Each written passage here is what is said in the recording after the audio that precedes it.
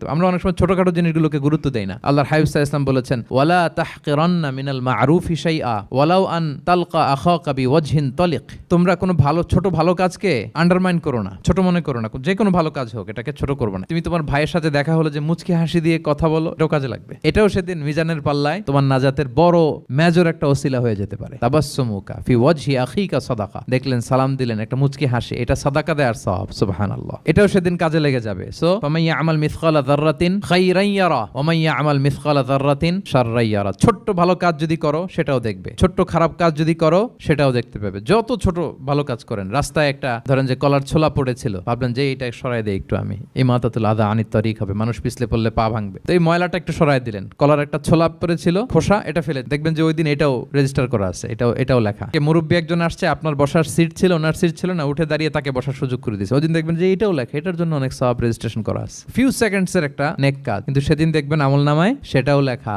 কারোর ব্যাপারে, এর ব্যাপারে ওর কাছে যে কান ভারী করছেন, ফেসবুকে একটা বাজে কমেন্ট করে দিয়েছেন, দেখার কেউ নাই, ধরার কেউ নাই, দিলাম একটা গালি, দেখবেন যে ওই দিন সব একেবারে ক্ষুদ্র থেকে ক্ষুদ্রতর অনুপরিমাণ খারাপ কাজ, ভালো কাজ আল্লাহ সুবহানাহু ওয়া তাআলা তিনি সেদিন আমলনামায় সব তুলে রাখবেন।